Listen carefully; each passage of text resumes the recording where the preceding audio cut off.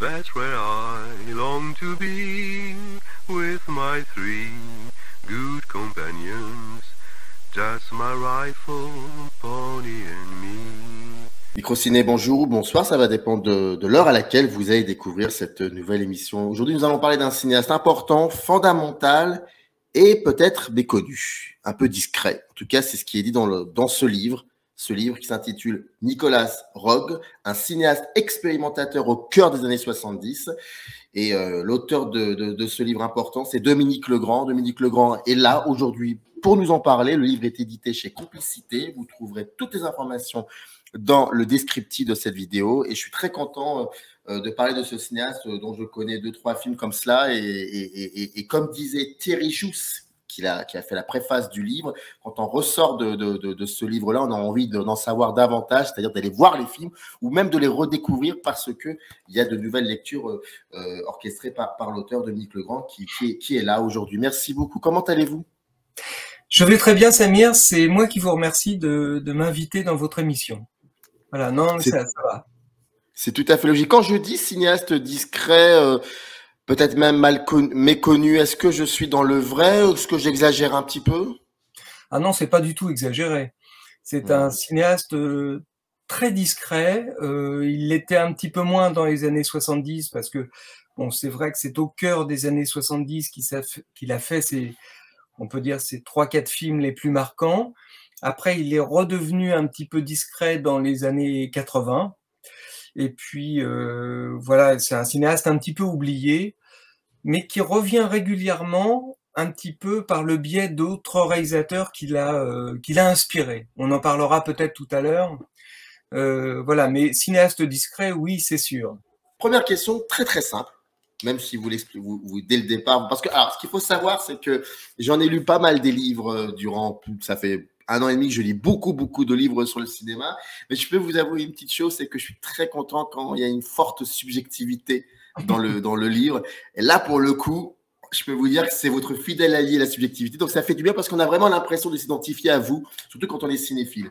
Alors, vous l'expliquez dès le début du livre, mais j'aimerais bien que vous nous le racontiez parce que vous nous la racontiez parce que c'est une belle histoire. Comment s'est passée cette première rencontre avec ce cinéaste ? Avec Nicolas Roeg. Alors, à l'époque, j'étais au lycée. Alors, je me souviens plus très exactement si j'étais en fin de lycée ou en début d'université. Donc à l'époque, bon, j'étais déjà un cinéphile assez passionné. Je suis devenu assez cinéphile finalement à partir du collège. Donc j'ai vraiment commencé à m'intéresser au cinéma vers 13-14 ans. Donc arrivé au lycée, j'étais vraiment passionné de cinéma. J'étais surtout très passionné de cinéma fantastique, de cinéma d'horreur. J'ai toujours aimé en fait ce qui faisait peur. Et donc, à la fin des années 70-80, on découvre en fait beaucoup de réalisateurs qui maintenant sont devenus des réalisateurs classiques. C'est les Carpenter, les Cronenberg, les Wes Craven, les De Palma, qui faisaient encore un cinéma à l'époque pratiquement exclusivement fantastique. Hein. Ils n'avaient pas encore, enfin surtout pour Cronenberg et De Palma, ils n'avaient pas encore dévié sur des genres plus généraux. Et donc, je voyais beaucoup de films. Et j'habitais, bien sûr, à l'époque, j'habitais encore chez mes parents. Et j'avais dans ma chambre une petite télévision, qui était une télévision qu'on appelait portative à l'époque. Il n'y avait pas encore d'écran plat, donc c'était encore le tube cathodique. Hein. Mais c'était une petite...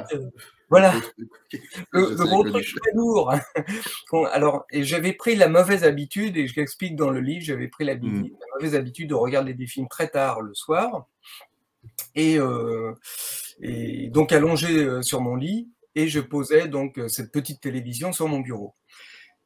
Et une fois sur deux, j'explique que je m'endormais, parce que bon, voilà, la vie d'étudiant, le fait de voir beaucoup de films, bon, les films pas toujours très passionnants, donc je m'endormais, mais j'en voyais beaucoup aussi au cinéma. Et puis, un soir est arrivé très tard, alors je pense en deuxième partie de programme, ce qu'on ne disait pas encore à l'époque, mais ça devait être ça, avec à l'époque le mythique rectangle blanc, qui était donc la signalétique en vigueur, la signalétique de censure en vigueur. Et je découvre ce film complètement par hasard, que je ne connaissais pas, Ne vous retournez pas, donc avec Julie Christie et Donald Sutherland. Et d'un seul coup, je suis complètement happé par ce film. Alors, c'est un mélange de sentiments, en fait. Je suis assez terrifié parce que le film fait très peur. Il y a un climat d'angoisse qui monte progressivement. Tout ça tourné dans une Venise lugubre, hivernale. Je connaissais pas du tout Venise à l'époque. J'y suis allé plusieurs fois après, mais à l'époque, je ne connaissais pas Venise. Vraiment, la seule chose ou les deux seuls paramètres que je connaissais à l'époque, c'était Julie Christie et Donald Sutherland. Et encore à peine, c'était mes débuts de cinéphile. Et je connaissais surtout pas Nicolas Roeg. Et j'ai été vraiment bouleversé par ce film, à la fois bouleversé, terrifié, interpellé, intrigué. Et je suis resté avec ce film pendant des années, finalement, sans pouvoir le revoir. Parce que, bon, c'est vrai qu'on est au tout début des années 80, peut-être 79-80 quand je découvre le film, ou 81 peut-être. Bon, à l'époque, il n'y a pas de... Bien sûr, il n'y a pas de DVD, il n'y a pas de Blu-ray, et il n'y a même pas de VHS, il n'y a pas de cassette vidéo. Donc, le seul moyen, quand on est cinéphile, pour revoir un film, c'est retourner le voir en salle. Le seul problème, c'est que ce film, je l'avais vu par hasard à la télévision et qu'il était invisible en salle. Donc, je suis resté pendant des années à essayer de traquer dans l'officiel des spectacles une éventuelle sortie de Ne vous retournez pas, ou une reprise, ou alors un passage dans un cinéma, même très loin, à une heure tardive. Et je n'ai jamais trouvé avant plusieurs années où je l'ai revu dans un cinéma, à l'occasion peut-être d'un festival ou d'une rétrospective sur le cinéma fantastique, quelque chose qui n'avait pas franchement de rapport avec Nicolas Roeg lui-même. Et puis, petit à petit, j'ai réussi à le trouver. Alors, j'ai eu une première version DVD qui était très étrange, puisque c'était un DVD qui était importé d'Angleterre, sans chapitrage. Vraiment un truc brut de décoffrage, sans chapitrage, avec des sous-titres pour les malentendants. Donc version originale, anglaise, et des sous-titres à l'usage des sourds et malentendants. Et voilà, c'est la seule version que j'avais, avant que Potemkin ne ressorte le film, il y a quelques années, en 2015, avec d'autres films de Nicolas Roeg d'ailleurs.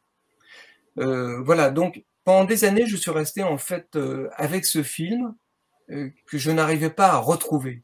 C'était voilà, comme une sorte de quête.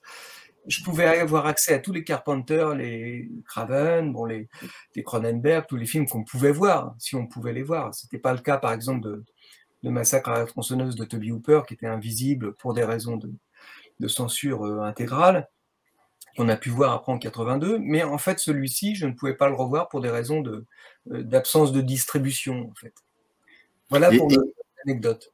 Et vous expliquez dans le livre, si je ne me trompe pas, que lorsque vous en parlez avec d'autres, un peu plus tard, mais lorsque vous en parlez avec d'autres cinéphiles comme ça, très avertis, je dirais pas extrémistes, parce que les cinéphiles sont extrémistes par définition, je sais de quoi je parle, mais quand on en parle comme ça, quand vous en parlez entre vous de certains films d'horreur comme Carpenter, Tobe Hooper, d'ailleurs que j'ai oublié de mentionner, sur lesquels vous avez aussi écrit, et c'est normal. Mais quand il y a Nicolas Roeg, et plus particulièrement ce film qui est cité, il se passe un truc qui fait qu'il y a des non-dits, mais il y a des choses qui se disent surtout par des regards, c'est-à-dire qu'on sait. On sait ce que c'est. Oui, oui. C'est très étrange. C'est très étrange. C'est un peu, voilà, c'est un peu comme une confrérie, voilà, quelque chose d'un peu étrange qui fait que, effectivement, mais il y a 2-3 films comme ça. Hein, il y a pas, enfin, dans ma carrière de cinéphile, si on peut dire, bon, c'est un bien grand mot, mais j'ai rencontré ça parfois avec certains films qui étaient difficilement trouvables au moment où, effectivement, on n'y avait pas accès en DVD ou en Blu-ray. Il n'y avait pas du tout que ce film-là. C'était par exemple le cas d'un autre film de Ted Kotcheff que je cite dans le livre, qui s'appelle Réveil dans la terreur, Waking Fright, et qu'on pouvait voir d'une façon vraiment très confidentielle, voire presque invisible. Voilà, que j'avais vu il y a très très longtemps à l'occasion d'un panorama du cinéma australien, et puis après qu'on n'avait jamais revu, avant qu'il soit exhumé quasiment. Et c'est vrai que dans le cas du du film de Nicolas Roeg. C'est vrai qu'en parlant régulièrement avec des cinéphiles, d'un seul coup, quand on disait « Ah bah oui, il y a un film qui s'appelle Ne vous retournez pas », parfois il y avait un regard, quelqu'un qui disait « Ah oui, vous l'avez vu ?» Et effectivement, on sentait quand même que voilà, ce film n'avait pas laissé indifférent. Il restait quelque chose, peut-être parce qu'il était aussi difficile à trouver. C'était un peu comme un Graal, d'essayer de trouver ce film introuvable, finalement. Finalement, en 2022, donc aujourd'hui, vous avez écrit ce livre, je le rappelle, édité chez Complicité, toutes les infos dans le descriptif de la vidéo. En 2022, petit 1, que représente Nicolas Roeg finalement dans votre histoire du cinéma et que représente-t-il dans l'histoire du cinéma selon vous? Alors, dans mon parcours personnel de cinéphile, c'est un cinéaste important, de par ce film-là, mais je dirais de par les quelques grands films, les 3-4 grands films qu'il a fait au cœur des années 70. Parce qu'avant, c'est une carrière de directeur photo, on en parlera peut-être tout à l'heure, Oui. importante. Après, je veux dire qu'après les années 80, c'est-à-dire après Enquête sur une passion, son cinéma devient un petit peu plus conventionnel. Et en fait, cette technique particulière dont on parlera sans doute, ce montage particulier qui va faire la renommée de Roeg, finalement, elle trouve son importance dans les années 70, presque sa justification, et puis elle se dilue un peu après dans les années 80 parce que le cinéma est passé à autre chose. On est passé à d'autres techniques narratives, d'autres techniques cinématographiques qui font que d'un seul coup, Roeg n'a plus forcément sa place.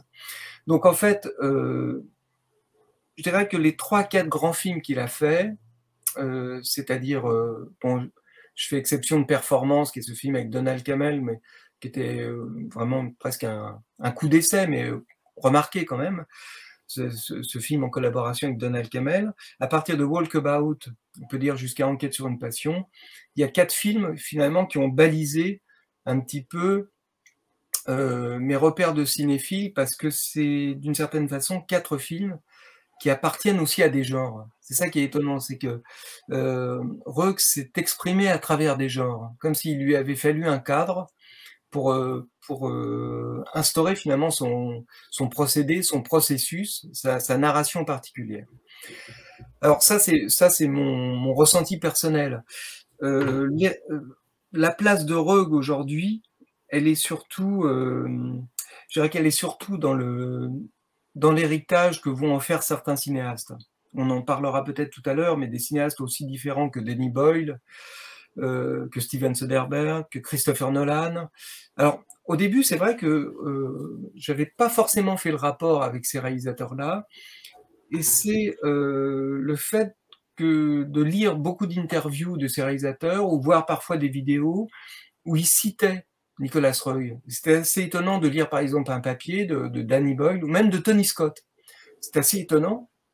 Un jour, j'avais lu un article de Tony Scott, une interview, où il citait Nicolas Roeg sur le montage, sur justement l'originalité du montage. Alors effectivement, je me suis dit, c'est quand même assez étonnant. Quand on regarde des films comme Top Gun ou comme Man on Fire, on voit pas forcément le montage. Mais par exemple, si on regarde certains films, par exemple comme Les Prédateurs, où il y a quand même des réminiscences qu'on retrouve un petit peu avec L'homme qui venait d'ailleurs, ou si on regarde par exemple un film comme Déjà vu, qui repose sur des va-et-vient dans le temps, sur tout un jeu d'aller-retour dans le temps, il y a peut-être des choses qui sont héritées du cinéma de Roeg, peut-être. Donc, je pense que c'est pas un cinéaste, effectivement, qui est dans les feux d'Arande, qui est dans la lumière, mais c'est un cinéaste, je pense, important pour beaucoup de réalisateurs aujourd'hui, contemporains. Dans le livre, à un moment, vous dites que, et d'ailleurs, vous empruntez même une réflexion de Serge Danet, où vous dites en gros que, c'est à la fin, c'est en conclusion, vous dites en gros que Serge Danet avait cette particularité de voir si, pour un cinéaste, pour un film, surtout pour un film, si, en l'occurrence, le cinéaste avait besoin de cinéma, mais pleinement de cinéma, pour raconter à ce moment-là cette histoire. Et parfois, on s'aperçoit effectivement qu'il aurait pu aussi utiliser la littérature ou la peinture ou je ne sais quoi pour voilà. Mais que Nicolas Roeg, pour vous, c'est sûr et certain, il a besoin de cinéma. Ça peut pas être autre chose que du cinéma. Là où je veux en venir, c'est que ces films-là, en l'occurrence, est-ce que ces films-là disent beaucoup plus d'une situation, d'un état des lieux du cinéma à l'époque où il en fait, donc les années 70, ou de la société britannique, ou plutôt de la société mondiale, parce qu'il a tourné un peu partout? Est-ce que c'est plus un rapport, enfin, est-ce que c'est plus donc des questions qui sont beaucoup plus fondées sur le cinéma en tant que langage cinéma, enfin en tant que langage, objet, ou alors peut-être qu'un cinéaste qui regarde le monde? Alors, je pense que c'est un peu des deux. C'est-à-dire que c'est un cinéaste qui effectivement, il a besoin, comme vous disiez à l'instant, il a besoin de toute façon de l'outil cinéma. Et il ne peut s'exprimer dans les histoires qu'il raconte que par le biais du cinéma. C'est un cinéaste vraiment purement cinématographique. Ça peut paraître bête de dire ça, mais c'est vrai que bon voilà, c'est pas James Ivory par exemple. Alors c'est pas que James Ivory est un mauvais cinéaste, hein, loin de là. C'est un cinéaste, mais c'est un cinéaste plus classique qui a besoin de s'appuyer sur des textes littéraires importants et finalement qui fait, même si c'est cinématographique, qui fait quand même une adaptation de textes littéraires. Là, ce qui est intéressant avec Roeg, c'est même s'il s'inspire d'un roman ou d'une nouvelle, c'est le cas de Ne vous retournez pas, ça reste quand même fondamentalement cinématographique.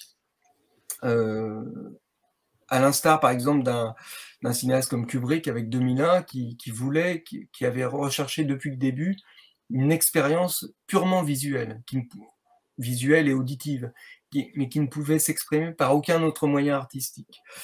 Est-ce qu'il dit quelque chose du monde de son époque? Alors je dirais peut-être d'une certaine façon, oui. Par exemple, si on prend un film comme Walkabout, c'est évident que c'est un film à la fois esthétiquement magnifique, très beau, qui raconte une histoire assez tragique, mais qui en même temps raconte qui trouve des résonances dans notre société actuelle, c'est-à-dire de deux sociétés qui sont coupées, de deux mondes qui sont coupés, à savoir l'Australie, qui est un pays à la fois qui repose sur des codes hérités des Anglais, mais en même temps qui est un pays qui a une civilisation qui a 40 000 ans. Et ces deux mondes coexistent, et effectivement, pour avoir eu l'occasion d'y aller 2 fois, on peut le constater de visu. C'est quand même un pays extrêmement sauvage, où la beauté est magnifique, la beauté des paysages est magnifique, où l'espace est absolument incroyable. C'est un pays qui fait 14 fois la France, donc les dimensions, l'espace n'a aucun rapport avec le nôtre. C'est vraiment un espace hors norme. Et en même temps, on sent vraiment qu'il y a deux civilisations qui coexistent et qui n'arrivent pas à vivre l'une avec l'autre. Et le monde des aborigènes, qui est bien sûr aujourd'hui en minorité, malheureusement, et le monde des Blancs, et ces deux mondes ne coexistent pas. Et même si, bon, aujourd'hui, il y a quand même un peu de passerelle entre les deux mondes, la civilisation aborigène, enfin la culture aborigène a été reconnue très tardivement en Australie, vraiment très, très, très tardivement, dans les années 60. Et il le montre vraiment dans Walkabout. Hein. Dès le générique, on voit vraiment cette coexistence de deux mondes complètement différents. Le monde presque abrutissant des villes, presque vraiment très oppressant. Et puis d'un seul coup, on bascule sur un deuxième film dans une immensité absolument incroyable. Et par exemple, ce rapport aussi à la civilisation, à la quête de quelque chose qui pourrait sauver notre humanité, on le retrouve par exemple dans L'homme qui venait d'ailleurs, où effectivement là aussi on a une coexistence de deux mondes, enfin de deux civilisations, et de cet homme qui va essayer de sauver sa planète, de sauver sa famille, mais aussi de sauver sa planète en cherchant par exemple de l'eau. Et quand on sait que l'eau, dans les années qui viennent, dans les décennies qui viennent, va être un problème absolument incontournable de notre civilisation, hein, de notre planète. C'est vraiment l'eau va vraiment être un problème. Ça a commencé dans certaines villes, par exemple une ville comme Hong Kong qui n'a pas de l'eau est polluée, quoi. Elle est constamment recyclée. On risque de connaître ça effectivement dans les grandes villes. Voilà, donc je pense que c'est un cinéaste qui était peut-être un peu visionnaire même de notre époque actuelle. Quand il réalise son premier film, Performance en 70, quand il le co-réalise en tout cas son premier film avec David Cammell, comme vous l'avez évoqué, Donald Cammell, oui. Donald Cammell, voilà, comme vous l'avez évoqué au début de l'émission, il a déjà un parcours atypique dans le cinéma. Est-ce que vous pouvez nous raconter un petit peu d'où il vient et surtout nous expliquer à la base ce qu'il a été avant d'être cinéaste? Alors, il est arrivé, c'est étonnant, enfin, il est arrivé au cinéma complètement par hasard. Alors, c'est pas un cas unique hein, dans l'histoire du cinéma. Il y a beaucoup de gens qui sont arrivés dans ce métier, techniciens, réalisateurs ou comédiens, a fortiori, qui sont arrivés vraiment par hasard dans ce métier. Mais c'est vraiment son cas. C'est-à-dire qu'il naît en 1928 et pendant la guerre, bon, il est très très jeune, bien sûr, pendant la guerre, mais il a une passion pour l'aviation. Il rêve d'être pilote. Donc, on est vraiment loin du cinéma. Il rêve d'être pilote, il rêve d'entrer dans la RAF. Et quand la guerre se termine, donc après 45, bon, il est encore très jeune, mais il veut intégrer une école de pilote. Il commence à démarcher et manque de chance, on prend plus de pilote. Donc il arrive on peut dire qu'il arrive après la bataille, si on peut dire. Et donc il pourra pas voler, il pourra pas faire cette carrière de pilote dont il rêvait. Et en même temps, il essaye d'intégrer l'université. Et puis, toutes les places sont prises et il ne peut pas faire de grandes études. Donc, il se retrouve finalement dans une zone un peu, dans un no man's land un petit peu de professionnel, où il peut ni intégrer la profession dont il rêvait, ni faire des études. Donc, il va chercher ce qu'il pourrait bien faire. Et par chance, c'est vraiment le hasard, il habite en face des studios Marylebone, à Londres, et donc il traverse la rue. Je répète toujours cette anecdote, mais je pense que notre président aurait adoré l'anecdote. Il traverse la rue pour essayer de trouver un boulot. Donc il vient frapper à la porte des studios et on lui dit bah oui, il y a du boulot. Bon, alors c'est vrai qu'à l'époque, il est en 45, tout le pays est à refaire, si on peut dire. Donc du travail, il y en a. Aujourd'hui, quand on dit il suffit de traverser la rue pour trouver un boulot, c'est beaucoup moins facile qu'à l'époque. Mais à l'époque, ça existait. Donc, et surtout, les studios de cinéma, un petit peu comme aux États-Unis, hein, avaient besoin de mains. Donc on lui dit oui, il y a pas de problème, on va vous trouver un petit boulot. Donc il trouve un petit boulot d'accessoiriste. Bon, au début, il porte des cafés, après il porte du matériel un petit peu plus lourd. Et puis petit à petit, il s'intéresse finalement à cette vie de tournage, à ce qu'il voit sur un plateau de cinéma. Et puis il devient technicien. Donc il devient stagiaire, et puis petit à petit, il découvre finalement qu'il a des compétences pour la photographie, pour le cadre. Il s'intéresse vraiment justement au travail sur la photo. Et puis peu à peu, il va gravir finalement les échelons. Alors, ça ne va pas se faire tout de suite en quelques jours, mais il va gravir assez rapidement les échelons techniques d'un bon technicien pour arriver finalement à un travail de chef opérateur. Alors, au début, c'est pas chef opérateur directement, on peut dire c'est stagiaire ou assistant du chef opérateur. Et il va se retrouver comme ça sur le plateau sur le tournage de Dr Zhivago de David Lean. Bon, il sera vraiment suppléant, si on peut dire. Il observe le tournage. Et puis petit à petit, il va commencer à travailler sur des films importants comme chef opérateur. Roger Corman, par exemple, Le Masque de la Mort Rouge, Richard Lester, François Truffaut.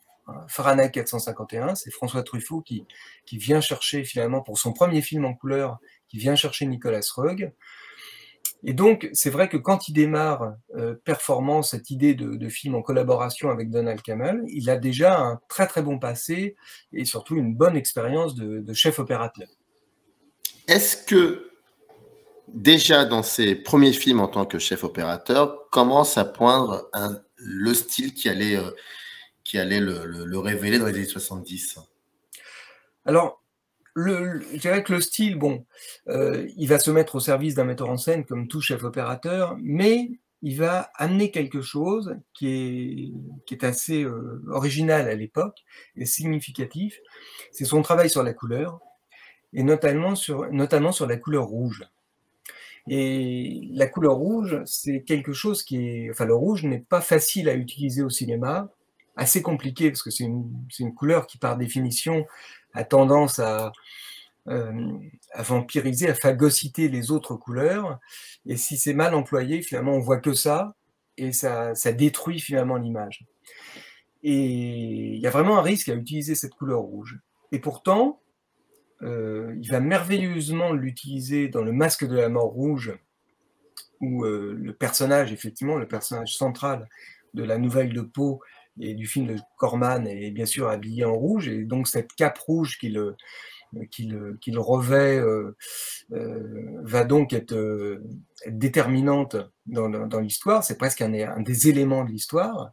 Et puis bien sûr, on retrouve cette utilisation de rouge dans Fahrenheit. Voilà, le rouge de la caserne des pompiers, le rouge du camion des pompiers, le rouge du feu, des flammes, le rouge des décors. Je me souviens d'un grand mur qui est peint en rouge devant la caserne. Et donc, il va utiliser vraiment, voilà, on sent vraiment une patte, quelque chose de personnel qui fait que forcément, à un moment, on se dit, ce chef opérateur-là, bon, c'est pas un cas unique, mais il y a un moment, il va forcément en passer par la mise en scène.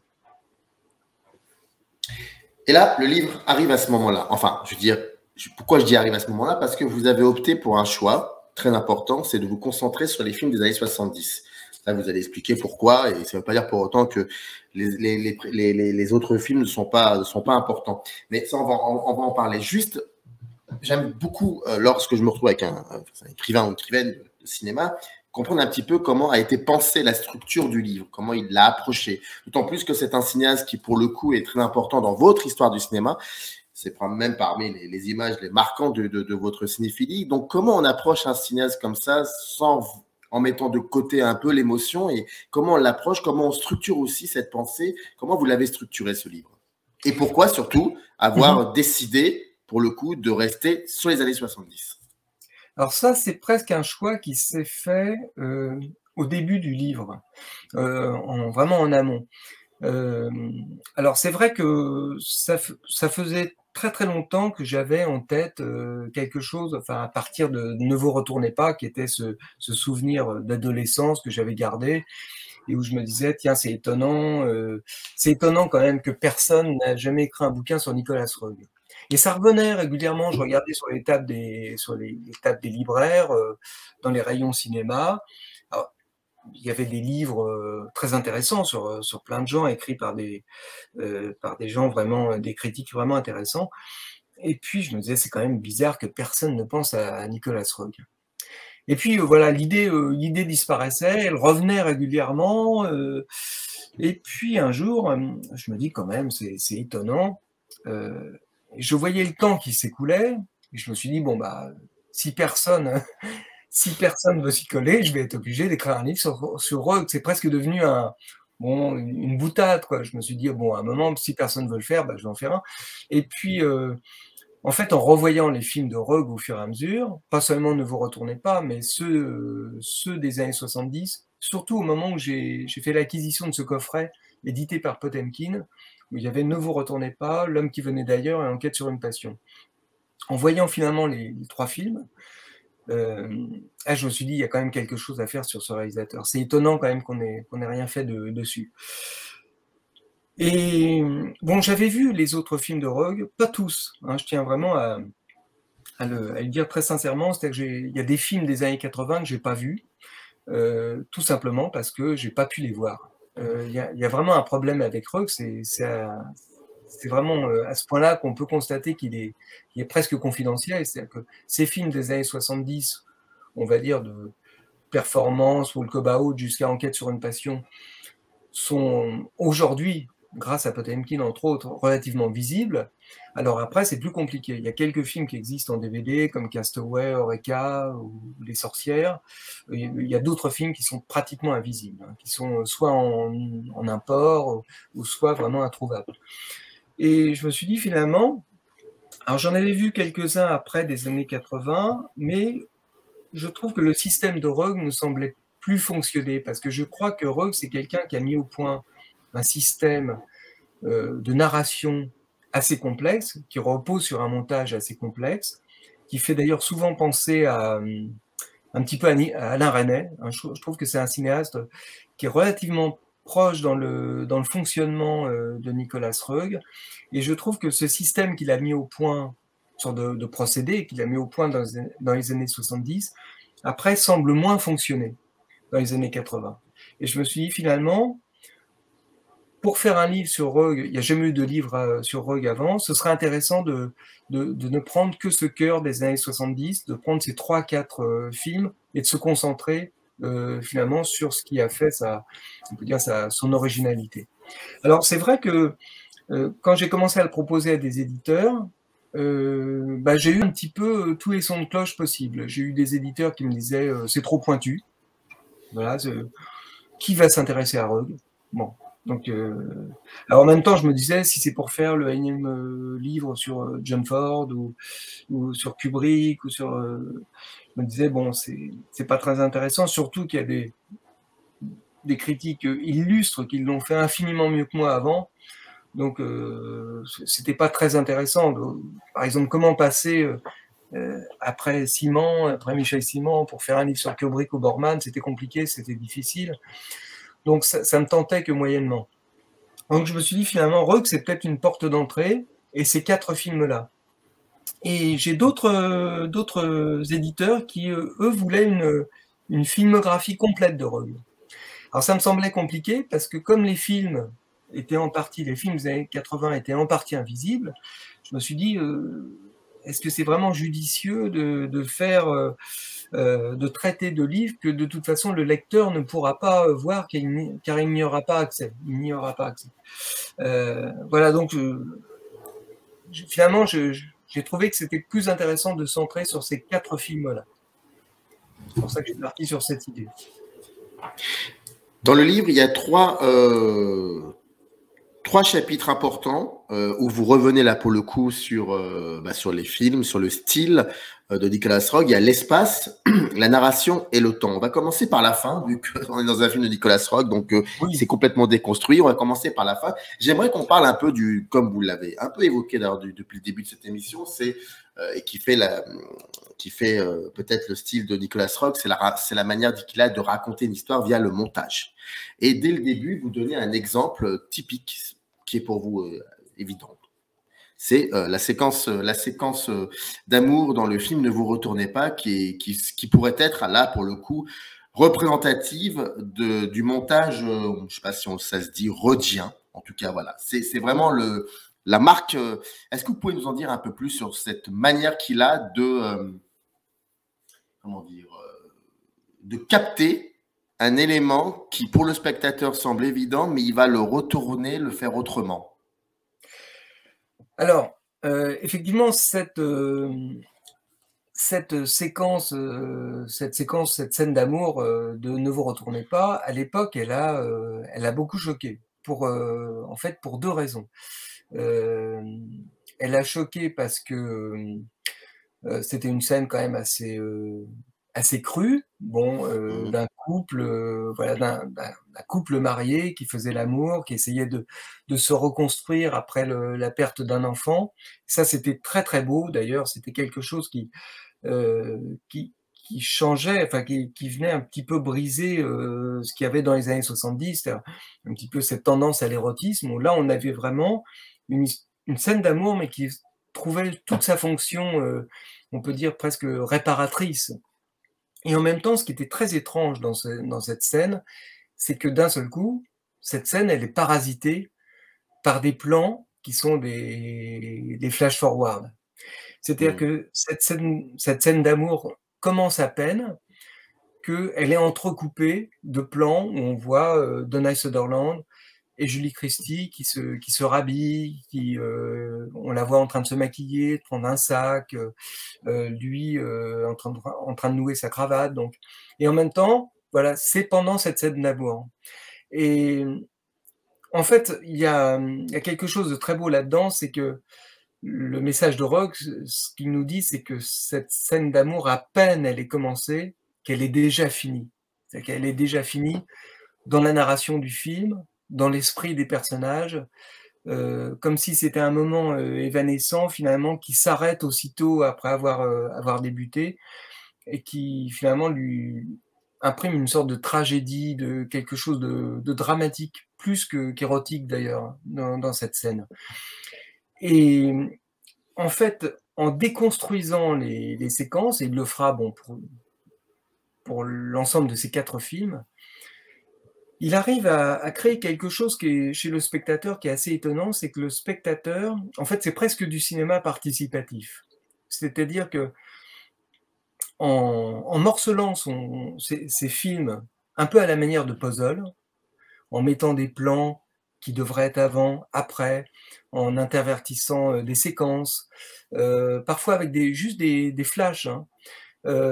En fait, il va créer quelque chose chez le spectateur qui, au départ, est presque du domaine de l'incompréhension, et qui ne comprend pas forcément ce qu'il voit, ou il ne le comprend pas tout de suite.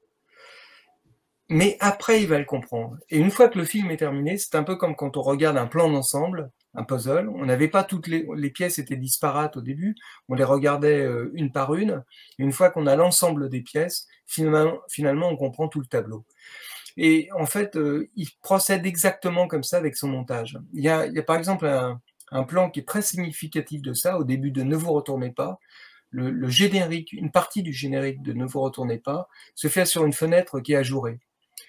Et au début, quand on voit cette fenêtre, on dit c'est étrange parce que ce n'est pas dans l'intérieur de la maison de Donald Sutherland et Julie Christie. Donc on ne comprend pas trop, on ne sait pas si c'est un intérieur d'église, un vitrail, quelque chose comme ça.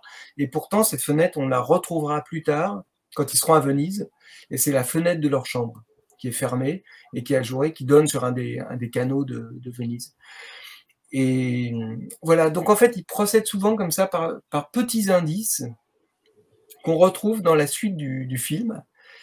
Et au début, on a un sentiment de perte, et on se laisse en fait envahir par ce sentiment de perte. C'est ça qui est étonnant, c'est que quand on devient familier du cinéma de Nicolas Roeg, on sait qu'on ne va pas forcément tout comprendre au début. On se laisse embarquer, et que de toute façon, à la fin, on aura tous les éléments. Et on aura plaisir aussi à revoir le film, parce que pour comprendre ce qui peut-être nous a échappé, des indices qu'on n'a pas vus tout de suite, qu'on va retrouver après. Et ça, c'est vraiment, c'est quelque chose qui est vraiment significatif de son cinéma. Et comment, à ce moment-là, comment sont définis ces personnages? Que représentent-ils ces personnages dans les 4 films cités à part performance dans les 4 films des années 70? Est-ce que et cette manière aussi de raconter des histoires, selon vous, ça vient d'où? Cette envie comme ça effectivement, comme vous le dites, de capter le spectateur, de faire en sorte qu'il soit que sa présence participe à la construction du film. Mais les personnages dans tout ça, la manière qu'ils ont d'accompagner cette narration, qu'est-ce qu'ils sont réellement? Est-ce que ce sont plus des silhouettes, des espèces de pantins, où ils ont une existence très propre à eux? Enfin, et surtout, d'où vient cette manière de raconter? Pourquoi raconter comme cela? Alors, je pense que cette manière de raconter ça doit venir à l'origine de l'observation qu'il a eue comme directeur photo, et d'avoir fréquenté les plateaux de cinéma et d'avoir vu différents réalisateurs raconter des films et différentes techniques de cinéma. Parce que c'est vrai qu'entre Roger Corman, François Truffaut et David Lean, on a 3 univers différents, on a 3 façons de raconter des films, et on a 3 techniques cinématographiques différentes. Donc je pense au départ, il s'est imprégné de tout ça, je pense. Et puis, faut pas oublier que ce cinéaste-là, c'est un cinéaste des années 70, anglais, et que dans les années 70 en Angleterre, c'est ce qu'on appelle le Swinging London, et on a des artistes qui vont mélanger les genres. C'est-à-dire que c'est un petit peu comme ce qu'on a appelé la movida en Espagne. C'est-à-dire que c'est une sorte de grand mouvement culturel qui va toucher non seulement le cinéma, non seulement l'univers audiovisuel, mais aussi la photo, la peinture, la musique.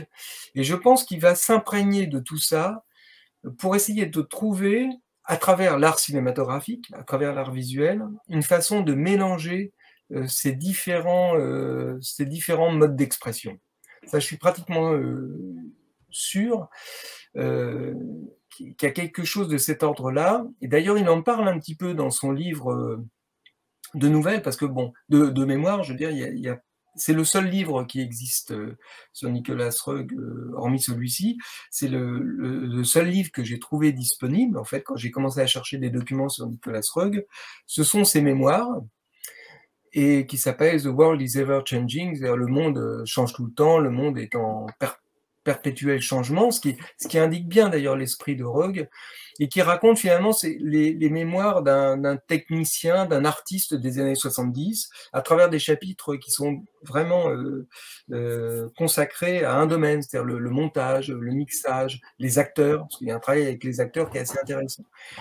Et voilà, donc je pense que c'est vraiment, c'est pour ça que j'ai appelé le livre un cinéaste expérimentateur, parce que je pense que c'est vraiment quelqu'un qui veut faire des expériences, visuelles. En ce qui concerne les personnages, si on cherche une ligne un petit peu pour les définir, entre performance jusqu'à enquête sur une passion, c'est plutôt des personnages qui sont, on va dire, qui sont en quête de quelque chose. Enfin, moi, qui sont déjà perdus dans un espace, dans un domaine qui n'est pas le leur. Performance, c'est le cas. Hein, c'est deux échanges d'identité. Un gangster qui entre dans qui est en cavale et qui se réfugie finalement chez une rockstar, qui est jouée par Mick Jagger, mais qui n'interprète pas Mick Jagger, qui interprète un chanteur de rock, et qui finalement il va y avoir un glissement d'identité. C'est-à-dire que le gangster va adopter le mode de vie de la rockstar, et le contraire. Walkabout, c'est deux enfants qui sont perdus dans un espace, et qui vont être secourus, qui vont être sauvés par un aborigène qui fait justement ce rite initial du walkabout, et qui va finalement les guider, les ramener à la société occidentale, mais à travers tout un parcours initiatique, philosophique, qui va les faire prendre conscience d'eux-mêmes, surtout la jeune fille. Et puis, on peut trouver la même chose dans ces autres films. Hein. L'homme qui venait d'ailleurs, c'est un homme qui est perdu aussi chez nous. Hein. C'est d'ailleurs le titre anglais est très beau, hein, The Man Who Fell to Earth. C'est l'homme qui tombe sur la terre, littéralement. Il arrive sur la terre par hasard. Il va essayer déjà de s'en sortir, de survivre, et éventuellement de sauver sa famille. Et c'est pareil, Ne vous retournez pas, ce couple de Ne vous retournez pas, ce sont deux personnes perdues, meurtries à jamais parce qu'elles ont perdu un enfant, et qui vont essayer de se reconstruire dans une ville qui n'est pas une ville anglaise, qui est une ville italienne, même si elle est internationale, c'est quand même une ville italienne, et puis très originale, très à part, Venise, et où on peut dire les éléments fantastiques, angoissants vont survenir. Donc je pense que c'est des personnages qui sont à la recherche d'eux-mêmes. De même, pareil pour Enquête sur une passion. C'est une enquête, c'est une passion qui ne peut pas fonctionner. C'est une histoire d'amour qui ne peut pas fonctionner entre deux êtres qui sont trop éloignés, qui pensent être proches à un certain moment. Et d'ailleurs, il y a quelque chose qui est très beau dans le générique d'Enquête sur une passion, c'est-à-dire que ça commence dans un musée et chacun regarde une toile différente. Egon Schiele et Gustav Klimt, et donc c'est deux univers différents, et ils sont chacun finalement dans deux sphères différentes, sur deux planètes différentes. Ils ne pourront jamais se rejoindre, même s'ils le souhaitent, même s'ils ne pourront se rejoindre que dans une certaine violence d'ailleurs. Vous venez d'évoquer quand même quelque chose de très important, enfin, que vous parlez dans le livre bien évidemment, c'est cette géographie. Venise, Vienne, l'Australie, Londres, j'ai l'impression que c'est fondamental pour Nicolas Roeg, la multiplicité comme ça de lieux géographiques pour la construction de ses films. Oui, je pense que ça fait partie de son processus de créateur. C'est vraiment dans le sens où pour moi, c'est un cinéaste international. Bon, bien sûr que c'est un cinéaste anglais parce qu'il est né en Angleterre, à Londres, et qu'il a commencé à travailler dans des studios de Londres. Mais c'est vraiment un cinéaste international. Voilà, dans les cinéastes anglais, finalement, il y a des types de cinéastes très marqués. Il y en a qui feront toute leur carrière en Angleterre, qui sont vraiment des cinéastes typiques anglais. Bon, je pense à Lindsay Anderson, Ken Loach, bon, des cinéastes vraiment de cette trempe-là. Il y a des cinéastes qui vont partir d'Angleterre pour aller aux États-Unis. Je pense à, bien sûr, Chaplin ou Hitchcock, donc qui feront pratiquement une grande partie de leur carrière aux États-Unis, à tel point qu'on oubliera presque, on en oubliera que ce sont des cinéastes anglais. Il y a le contraire aussi, il y a des cinéastes qui viennent des États-Unis pour aller en Angleterre. Je pense à Losey et Kubrick. Et puis, il y a une catégorie à part qui sont, pour moi, des cinéastes internationaux. Un petit peu comme Polanski, on a du mal à dire que c'est un cinéaste polonais. Il a tellement tourné dans des pays différents et sous des latitudes différentes que c'est compliqué de l'édicter en cinéaste polonais. Et là, c'est un petit peu comme Borman, finalement. Je rapproche un petit peu Roeg de Borman, dans le sens où c'est tout de suite deux cinéastes qui ont eu besoin de sortir de Londres, qui ont eu besoin de voir des paysages et des pays qu'ils ne connaissaient pas, de tourner dans des économies différentes de cinéma, avec des budgets différents et presque avec des risques différents, et jusqu'à se mettre en danger. C'est vrai que pour un cinéaste anglais, aller se perdre au cœur du désert australien, à l'époque, c'était pas banal. On avait fait peu de films en Australie, mis à part le cinéma australien, mais qui est resté difficile à exporter. On avait peu filmé le désert australien. Et c'est vrai que tout de suite, bon, il a besoin d'aller à Vienne, il a besoin d'aller aux États-Unis quand il va tourner L'homme qui venait d'ailleurs, et on découvre finalement on voit tout de suite qu'il a besoin de sortir des marques d'un cinéma anglais, tout de suite, c'est évident. Il y avait aussi James Avery, on a l'impression, on croirait toujours que c'est un cinéaste anglais, mais il est américain. Ça, oui. Et oui, c'est très troublant. Oui, non, effectivement. Oui, c'est vrai, tout à fait. Alors c'est vrai que lui il a vraiment fait son cinéma essentiellement en Europe. Oui, c'est étonnant. C'est ça. Et c'est tellement bizarre que, même en l'ayant dit, j'ai l'impression, j'ai pas envie de me croire moi-même. C'est vrai.